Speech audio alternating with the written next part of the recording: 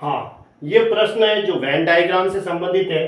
एक व्यक्ति के एक समूह में 11 व्यक्ति कन्नड़ बोलते हैं, 20 व्यक्ति तमिल बोलते हैं और 11 व्यक्ति तेलुगु बोलते हैं। उसी समूह में यदि दो व्यक्ति दो भाषाएं बोलते हैं और एक व्यक्ति सभी भाषाएं बोलता है तो समूह में कुल कितने व्यक्ति हैं? देखो, समूह में 11 व्यक्तियों का एक समूह है, ग्रुप है, उसमें 11 व्यक्ति कन्नड़ बोलते हैं। एक तो कन्नड़ की बात हुई है कि भाई कन्नड़ बोलने वाले हैं, 20 व्यक्ति तमिल बोलने वाले हैं और 11 व्यक्ति तेलुगु बोलते हैं। ठीक है, तो उसी समूह में देखो कन्नड़ कितनी बोल रहे हैं? कन्नड़ बोलने वाले हैं 11, यहाँ लिखा हुआ है कन्नड़ है वो 11 बोलते हैं। और तमिल कितने बोल रहे हैं? तमिल है वो 20 बोलते हैं, तमिल का मैं 20 लिख देता हूँ। और तेलुगु जो है वो कितने बोलते हैं? तेलुगु है वो 11 व्यक्ति बोलते हैं। और दो व्यक्ति तो दो भाषाएं बोलता है। समूह में यदि दो व्यक्ति दो भाषाएं बोलता है और एक व्यक्ति ऐसा है जो सभी भाषाएं बोलता है, तीनों भाषाएं बोलने वाले एक व्यक्ति ऐसा है इसमें से जो सभी ये भी और ये भी और ये भी भाषाएं बोलता है, यानी वो तीनों में कॉमन है। तो इसका मतलब 3 भाषा है, तो मैं 3 सर्किल बनाता हूं आपस में एक दूसरे को काटते हुए। एक सर्किल, ये दूसरा सर्किल और ये तीसरा सर्किल मैंने बनाया यहाँ। अब ऐसा बनाया है, ये जो सर्किल है तीसरा, थोड़ा सा ऊपर लेके जाते हैं इसको, ये यहां से है ना, ये लो, ऐसे मैंने हाथ से ही बना दिया है ये सर्किल की तरह ही है ना, ये तो ये 3 सर्किल एक दूसरे को काट रहे हैं।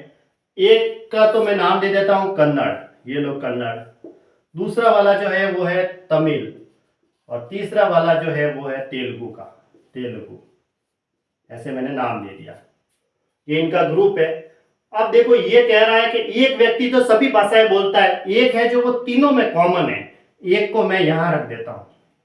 ये क्या है? तीनों सर्किल में कॉमन आ गया, इस वाले सर्किल में भी आ गया, ये इस वाले सर्किल में भी आ गया और इस वाले सर्किल में भी आ गया। जो तीनों में कॉमन भाषाएं बोलता है वो एक ही है, एक व्यक्ति सभी भाषाएं बोलता है। उसके ऊपर है उसी समूह में दो व्यक्ति दो भाषाएं बोलते हैं, दो व्यक्ति ऐसे हैं जो दो भाषाएं बोलते हैं। एक मैं यहां रख देता हूं जो ये भी बोलता है और ये तमिल भी बोलता है, क्योंकि दो भाषाएं बोलानी है, इसके अंदर भी है ये और इसके अंदर भी है ये। और एक को मैं यहां रख देता हूं जो ये कन्नड़ भी बोल लेगा और तेलुगु भी बोल लेगा, ऐसे। तो दो व्यक्ति तो ये हो गए जो दो दो भाषाएं जानते हैं। इसमें लिखा हुआ उसी समूह में यदि दो व्यक्ति दो भाषाएं बोलता है, एक व्यक्ति तो ये है जो ये दोनों भाषाएं बोल रहा है और दूसरा व्यक्ति ये है जो ये दोनों भाषाएं बोल रहा है, क्योंकि ये इसके अंदर भी है और इसके अंदर भी है। और एक व्यक्ति ऐसा है जो सभी भाषाएं बोलता है, इसलिए एक को मैंने क्या कर दिया, तीनों के अंदर कॉमन बना दिया। तीनों का जो कॉमन है वो एक है, वो तीनों सर्किल से होकर गुजर रहा है। अब प्रश्न आगे क्या कह रहा है? कन्नड़ है वो 11 होने चाहिए। देखो कन्नड़ है वो 11 करने हैं तो 1 2 और 3 तो ये हो गए, तो 8 पीछे बचे हुए 8 होंगे, 8 और 3 11 होते हैं यूं, क्योंकि कन्नड़ के लिए तीनों सर्किल से होकर गुजर रही है, ये और ये एक, तीनों सर्किल से गुजर रहा है, इसलिए 3 तो ये हो गए और 8 ये हो गए, 11 हो गए कन्नड़ के लिए। फिर क्या है? तमिल, तमिल में 20 होने चाहिए, तो 2 तो ये हो गए और बाकी बचे हुए कितने होंगे? 18, 18 और 2 कितने हो जाते हैं? 20 हो जाएंगे। और तेलुगु में 11 करने हैं, इसलिए मैं यहाँ लिख देता हूँ 2 तो ये हो गए, 1 और ये 2, क्योंकि ये दोनों क्या हो गए, इस तेलुगु के अंदर भी ये आ रहे हैं, ये जो सर्किल से होकर गुजर रहे हैं वो तेलुगु का सर्किल है, तो 1 और 2 तो ये हो गए और बाकी बचे हुए 9। तो समूह में कुल कितने व्यक्ति हो गए? टोटल जो व्यक्ति हुए वो कितने हुए टोटल?